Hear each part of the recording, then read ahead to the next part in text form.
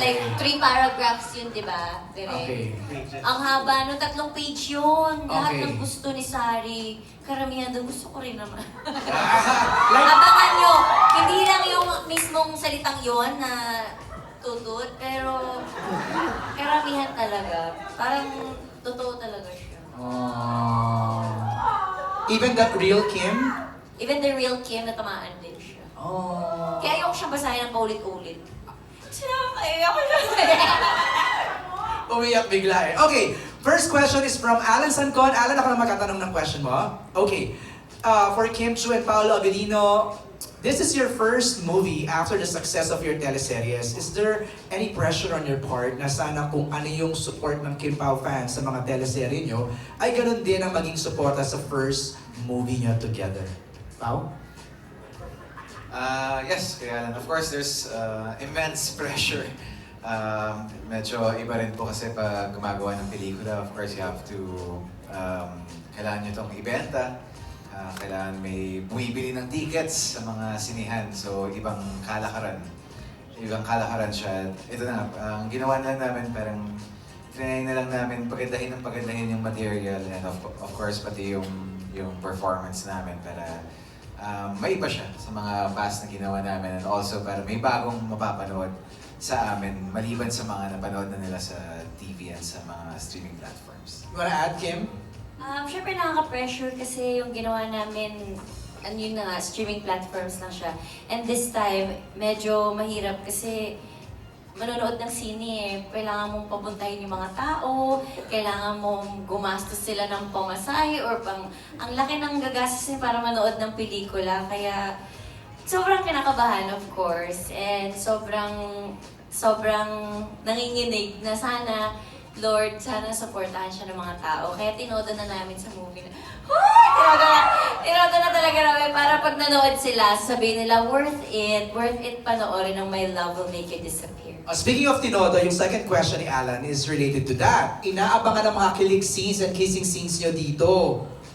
Gaano kadami? Or ka-intense ang mga kissing scenes nyo sa movie na to? Agad-agad naman din naman, Kuya Alan. Iyakan mo na naman talaga yun. Mainit-init naman talaga. Oo. Gaano? Medyo mature rin kasi yung pagtackle ng roles dito and pati yung characters namin ni Jolo and ni Sari. So medyo mature rin yung pagtackle when it comes to sa mga intimate scenes. Meron, pero abangan nyo lang sa scene. Pero sanay na. I say Wait, that... hindi naman. Sabi ko sa sanay. Wait, Hindi kalma. I say that na parang comfortable na kasi you've done it. In Linlang, di ba? Nag-kiss din naman kayo sa What's Wrong with Secretary Kim. Para sa akin, parang never naging comfortable dahil sino ba naman gustong naghahalikan na parang isang daang tao Ang dami yung namin nanonood. sa set. Isang daang tao yung nanonood. Kasi sabi, halika na, para one take na lang. Kasi pag inulit-ulit, baka alam mo na. So minsan sinasabi ko na lang kay Kim, rehearse muna tayo bago tayo. Ay, hoy! Hoy! Teka.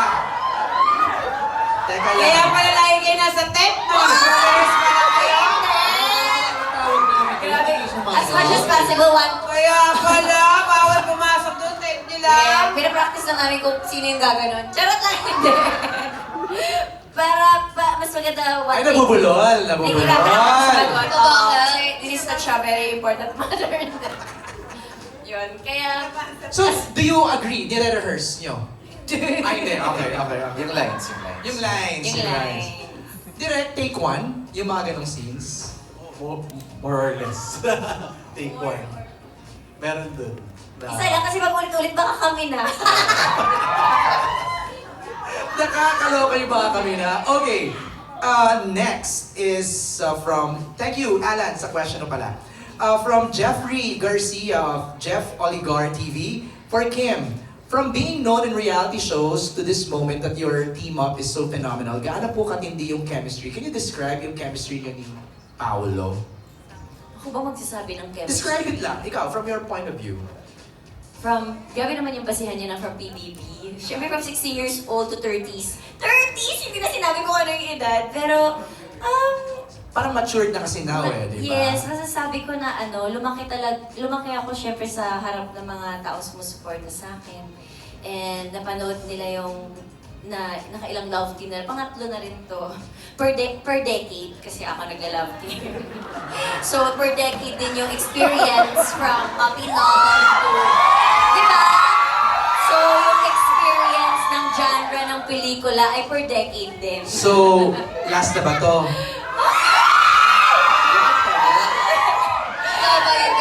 So, yung experience ng kilig ay Na-master mo na. nasa 18s, 20s, and 30s.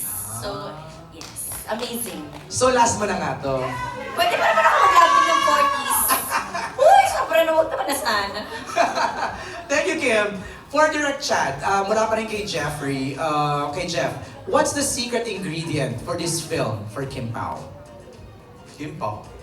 Sila ang secret ingredient ng pelikula. Sila mismo. Pero were there Pero lang po, adjustments? Were there adjustments from the series to the film? Well, in terms of yung kung paano sila mag-work together, the same naman. And kung paano kami yung dynamics namin tatlo. Pero in terms of, yun nga, kasi syempre itong story na to, it's a rom-com but mature. Okay. So, iba yung atake namin dito ng tatlo. Oy, that's true ha. Iba yung kilig ng 20s sa kilig Yes. ng 30s ha. Oo. Oo.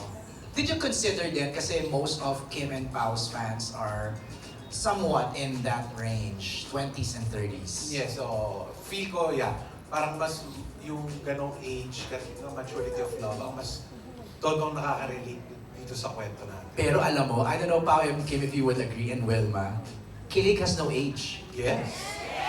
Diba? Agree. Kahit ilang taon ka na, Oo, ako nga kinikilig ako sa kanilang dalawa pag tinitignan ko. Kasi, kinikilig pa rin pala ako. Kasi Kahit in ako. fairness, kung ako ang tatanungin mo to describe the chemistry, ang perfect nila. Isang tahimik at saka isang maingay. Tapos, pag ikinitigan silang dalawa, oy, nagkatitigan na naman yung mga ate ko, kuya ko. Oh, cute. Cute sila, nakakakilig talaga.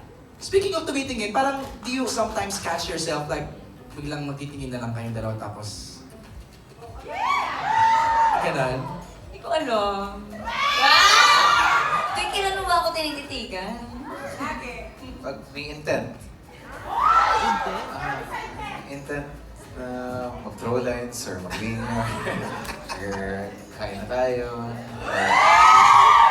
Or rehearse muna tayo. Oo nga, parang nag-share kayo ng baon. No, Kim, no? Adjust baon eh, no? Di ba? Ay, grabe yung adjust mo. Ang 3 kasi yung ulam ko. Wow! Dami ulam. Yung isa dun, pwede niyang kainin. Para sa kanya talaga, ni-ready mo talaga. Sige na nga. Okay, so ang understanding ko sa trailer, si Jolo parang wants to be gone. Tama? Tapos, for him to be gone, kailangan ma-inlove siya kay Sari. Tama? Yes, yes. Tama, Direk? Or Patrick, tama ba yung aking understanding? Ina-analyze ko yung trailer eh. Kasi gusto ko rin tanungin yung cast members, ano yung magiging role nila sa buhay ni Sari sa ni Jolo? Okay, let's start with Martin. Martin, ano ang role mo dito? Pangalan po ng character ko is Rom at syempre yung partner ko rito dahil may iba yung dating namin eh. Medyo mamamama yung dating ko kasi nga may anak kaming ampon. So medyo minsan may pagka-serious, mataray, pero kami lagi yung nagbabatuhan kasi yes, partner kami, meron kaming anak dito. Meron kaming adopted na anak. Tapos, siguro ang masasabi ko, kung yung role Kapitbahay. Yes. Same village. What's the name of the village? Tahanan Tahanan Homes. Homes. Tahanan Homes. Lakas pa ka BF? Okay. Ang masasabi ko lang sa roles namin, kaming dalawa, siguro gatong kami. Makikita mo kasi talaga na... Konsentidor? Oo, konsentidor eh. Kasi in real life, Diyos ko, bagay na itong dalawa to. Kasi talaga, parang kailangan ng konting push para talagang Parang magbibigay ng konting mali siya. Yung mga Okay. gano'n na datingan. Pag masyadong sweet, oy, pwede na lagyan ng mali siya yan. Yun ang role yung dalawa dito. Kayo, mag-asawa ba kayo dito? Yes, mag-asawa po kami. Ang hirap naman ng role. Kaya niya ako pinapasalita dahil siya po doon ay isang... Deaf. Oh. So ako naman po yung talakerang ano niya, live-in partner niya. So medyo meron kaming miscommunication dahil ang hirap namin magkaintindihan dalawa. Ang challenging ng role ni Ben Yes, siya. super. Oo. Pero paano kayo mag-add ng color and spice to Sari and Jolo? I think yung pinaka-character namin speaks volume kasi dun sa character din nila eh. Parang yung communication, yung background and all. Nami-mirror? Oo, nami-mirror and all eh. And parang in reality, parang ako si Paolo, kasi tahimik lang. Sige, magkagalan. Ikaw ah. Si Oh, Pogi kiss kayo, din. kiss kayo, kiss. Yes. Ay!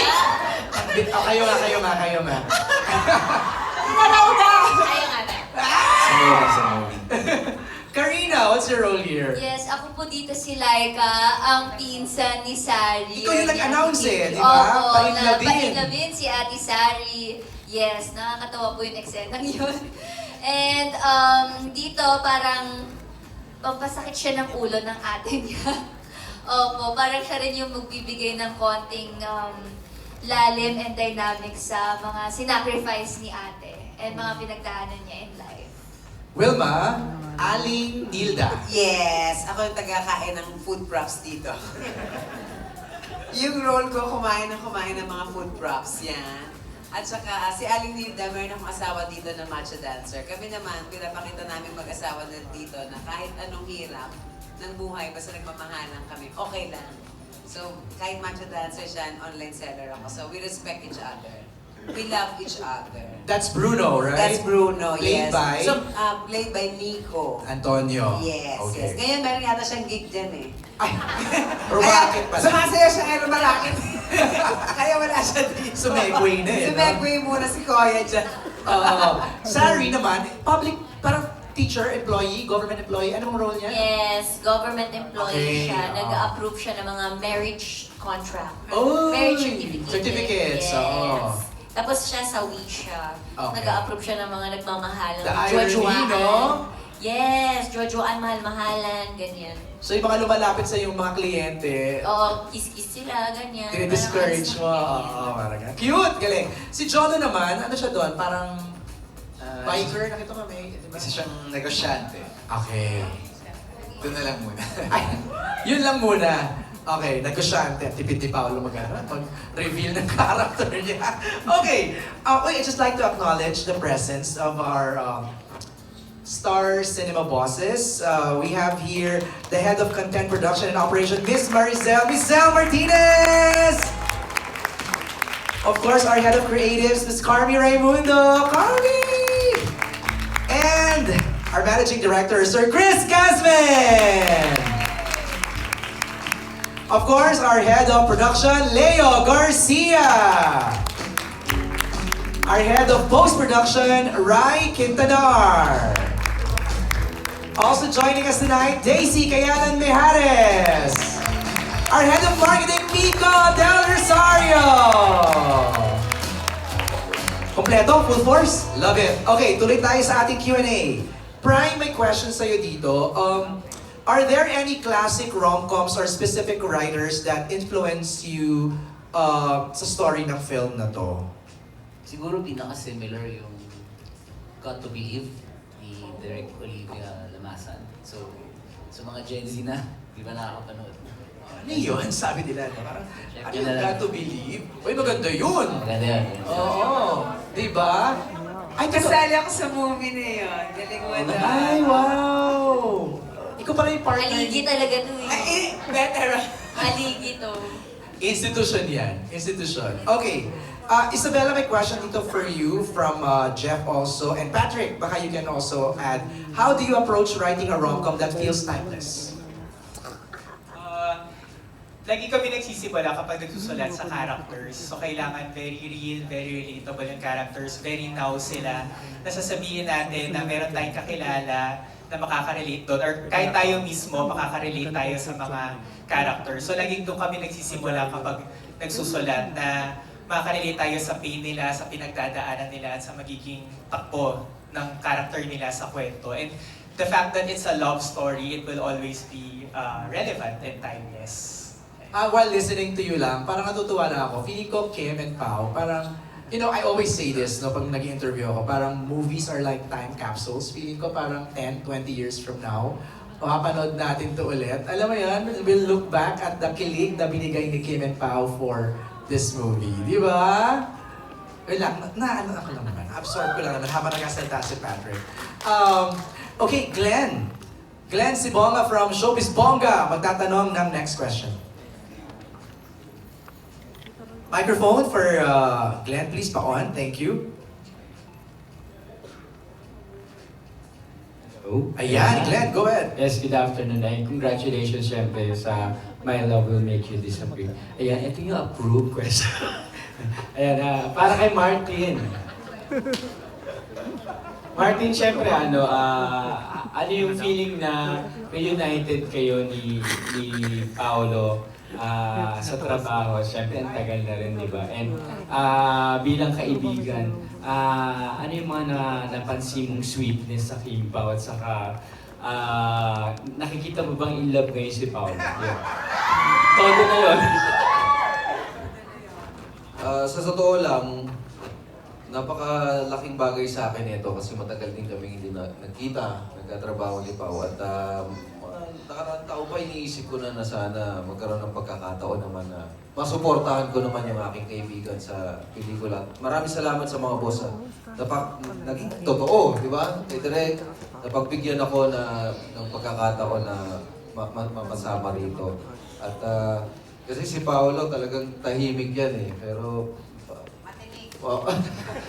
nung medyo teenager pa kami, alam ko pag may type siyang babae. Alam ko sa mata niya, sa tingin niya, sa galaw niya, pag nakakatabi niya yung babae. Pero hindi kita ibubuko, huwag ka mag-alala.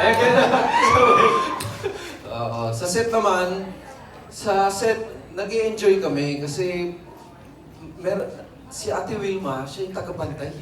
Siya yung eto na, magkatabi na sila. Ayan na. Ano na natin? Guluhin na natin. Ate Wilma, unahan mo na. Kasi baka pag kami ng gulo, magalit sa amin. Pero pag ikaw, Ate Wilma, talagang magtatawanan lahat. Cool na cool lahat. Mag-e-enjoy lahat. Hindi nyo alam kasi may insider ako dyan. Usap na kami ni Wilma dyan eh. Pero isa lang ang masasabi ko, kahit kami mga cast dito, para sa amin, totoo yung nangyayari. Napaka-natural, hindi pinipilit, at yun yung importanteng bagay at mas magugustuhan natin at natural yung kilig. Yun yung importante sa lahat. Ayan, thank you very much. Thank you, Glenn. Salamat. Maganda yung next question from Cinema Bravo. Idugtong ko na, no? For Mix. Mix, ang tanong niya is, what were the fun behind-the-scenes moments with your co-stars na pwede mong isplok sa amin? Siguro, yung dynamics talaga namin, kahit I think most of us parang first time na magka-work together, correct? Pero yung relasyon namin talaga, may kita nyo on-screen na parang ang tagal na magkasama. Ganun yung vibe namin, nagkasundo talaga kami lahat, nag-click kami. Napansin ko yun. Pumunta ako ng set para lang kayo magkakabarkada. Actually, bahay kami doon. Sige ko na rin, may mga approved questions sila ngayong gabi. Lahat po ng mga gusto niyo itanong na hindi na-approve, tinatanong niya ni Ate Wilma. Ay, totoo? Pag kami lang. Tagas-block talaga yan si Ate Wilma. So may presko nagaganap pala sa set. Pag kami lang, lahat ng mga gusto nila itanong, tinatanong niya ni Ate Wilma. Can you confirm that? Totoo ba yun, Kim? Tinatanong ni Wilma, Paul? Marami kasi siyang tanong. Alam mo namang ano na to sa sibilisasyon ng showbiz, haligi. Parang isa siya sa mga haligi ng mga showbiz industry. Grabe naman, nagmamarites lang. Pero go ahead. yung kagandahan dahil nag-bonding kami, nag-blend kami well, ang ganda na meron kang cast na talagang sumusuporta sa napaka-husay na love team na to. Tingnan natin kung love team naman talaga to. Ano nyo naman? Tingnan natin! Ako, Maganda yung vibe eh. Ang ganda ng vibe ng cast. Sabi mo nga sa akin, Wilma, di ba? Splok. Di ba sa promo, splok kung splok, di ba? Ay, kaya nga sinabihan ako ngayon eh. Huwag ka ba yung salita? sa lahat po sa amin yan, Alam mo, Wilma. pumapasok pa lang ako ng gate ng ABS-CBN. Talaga sabi, yung sa trailer lang ha, huwag kang magsasalita. Magsalita ka! Pagsalitain niya. Sino gusto magsalita si Wilma? Taray, pasweet! Dapat pala tinagalan ko pa to doon sa salon mo eh. Tinagalan ko pa magpula ng buhok ah. Okay, thank you, Mix, for answering that. Karina, ang next question ni Cinema Bravo is, do you see yourself portraying a leading lady then in a rom-com movie in the future? Ayan! Ito na yung try mo nga. Siyempre, of course, I hope so. Always praying naman po na dumating yung tamang time or perfect timing for me. And also, tamang katrabaho. And yun nga, pinag-uusapan namin actually kanina lang sa dressing room before kami bumaba dito. Sabi nila direct ni Ate Loves na we will pray hopefully na that time will come, syempre. And I'm so happy na I get to witness Kim Pao also as well. Syempre as an inspiration and a stepping stone na rin towards that dream. Oh, wait! Kaya naman pala! Bakit wala bang laman sa set? Sa set kasi paminsan medyo lumulutang na po yung brains ko. Pero ayan nga. Kasi sobrang happy po talaga sa set namin. So nakakalutang pala ng brains yung pag-happy sa set, no? Pag medyo mga madaling araw na po. Ayun. Hindi na po. Alright, thank you, Karina. For Lovely and Bench, ang question ng Cinema Bravo is, if the movie had a sequel, what do you think would happen next for your character? Also kay Wilma, if the movie had a sequel, what do you think will happen to your next character? Pardon, Next please. year. Feeling ko kung magkakaroon ng kadugtong yung movie na to, I think mas magta-translate yung relationship ng Sari and Jolo. Kasi kapag napanood niyo yung movie, makikita niyo yung bakit nga ba kami siguro nandito as people from tahanan homes. Kasi yun yung magre-represent talaga who they are in the movie. So, I think that would be really interesting kapag ano. Tsaka medyo kinokontrata kasi namin si Direk Chan na sa next movie niya, kasama talaga kami. Tsaka idadagdag ko lang no, na parang dahil sa kanilang dalawa, nakakatulong talaga sila sa bawat character namin. So sa bawat na nangyayari doon, meron silang naitutulong, hindi lang yung problema nila, kundi pati sa amin. So maganda talaga. Dapat to talaga may sequel number 2. Ay, wow! Yes. Meron talaga to. Tingnan mo. Di ba sabi mo naman every 10 years, maghihintay tayo. Baka yellow naman ang hair ko that time. Palitan natin. Maghihintay ako ng second sequel kasi sigurado talaga akong maraming kikiliging mga kabataan. Hindi lang kabataan, pati yung mga nanay na kagaya ko na, nakakakilig pa rin pala talaga. At masarap pa rin palang kiligin regardless of your age. Yeah. Just to add, no, kasi kami dalawa ni Lovely, magkasama kami every time magkasama na kami, kinikilig kami sa isa't isa, pero walang biro. When we see Pao kasi and Kim together, talagang kinikilig kami na parang... Bakit? Sige, pa-explain mo nga sa amin. Okay, Mo sa amin. ako mag-explain. Oh, yan Kasi ako. si Paolo, meron siyang tingin, yung mata niya kasi Meron. minsan, kagaya isang best. Sorry guys, sorry mga Kim Pao. So may eksena kami, nagaganon-ganon si Kuya, tapos tinignan niya ako talaga, ano? Sabi ko, yun pala yung personality niya, na pag tinitigan ka niya, hindi man siya magsalita ng marami, but he's talking to you, alam mong gentleman siya. So ngayon, from a distance, hindi nila alam dahil bilang maritas nga, bawal magsalita, Wilma Lynn. Tinitingnan ko silang dalawa, very fairness naman kay ate, hindi makatagal pag tinitigan ni Kuya. In fairness naman kay Kuya, yung mata niya says it all. At itayin po namin dito lang. Sorry! Di ba?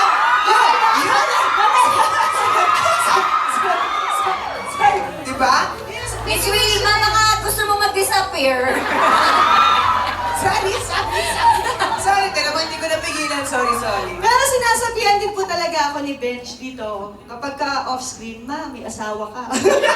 Yes! Kasi siguro talagang, sorry po, bilang bagong nakatrabaho lang din si Paolo. Di ba kasi talaga yung mga titig ni Pao eh. Ay! O, tingnan mo, di ba? Pao, are you aware? Are you aware na gano'n? Kami yung kinakwento ni Wilma, kinakwento ni Lovely.